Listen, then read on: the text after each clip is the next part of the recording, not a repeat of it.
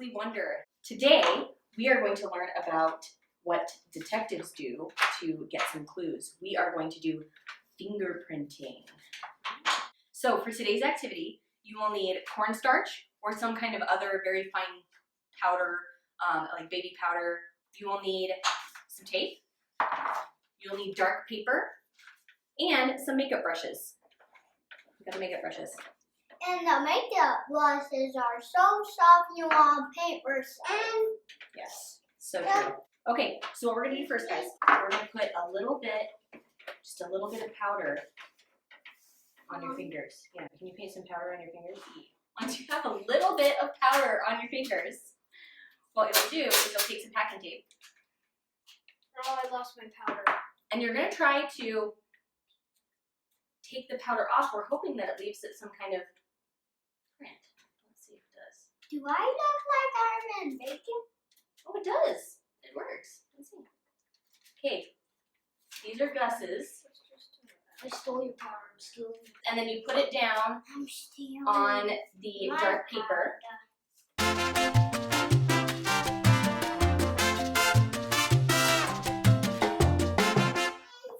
Okay, now we have our family's fingerprints right here. And so let's look at them. Did you know everyone's fingerprints are different?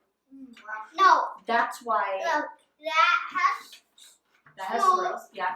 Says he did it hard, and look, mine has swirls. Does yours have swirls? Yes, but it's not the exact same kind of swirl. Okay, so now you get to be a detective.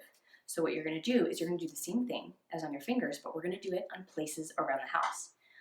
Things that get touched a lot, like handles, walls. Unfortunately, our walls get touched a lot. What you're going to do is you're going to brush some powder on there and then take the tape and try to lift the fingerprint off and put it on the dark paper. Let's see what our detectives have been able to get.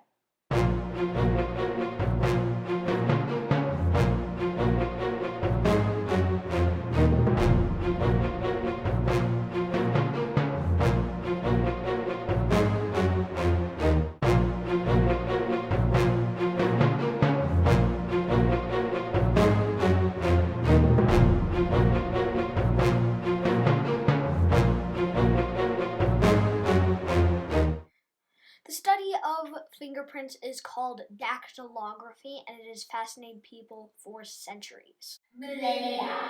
When babies are in the womb, fingerprints start to form. Depending on how fast your fingers grow, that will determine the basic shape of your fingerprint. There are lots of other factors to take in that determine the more minute details of your fingerprint, like the pressure, the density, the fluid, where the baby is in the womb. All those things are things that determine the littler details in your fingerprint. Fingerprints are used to help you pick things up. All those little ridges on your fingerprint create friction to help you grip things tightly.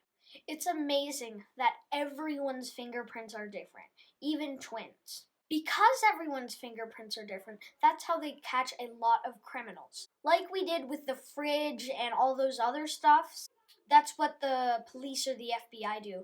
They brush powder on whatever the criminal touched and then use that with the government to figure out who did it.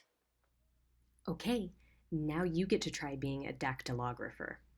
In thinking about using dactylography, what mysteries in your own life do you think you could solve? For example, I'm thinking I need to do some fingerprinting to figure out who keeps taking all the fruit snacks from the pantry even though I've hidden them every time.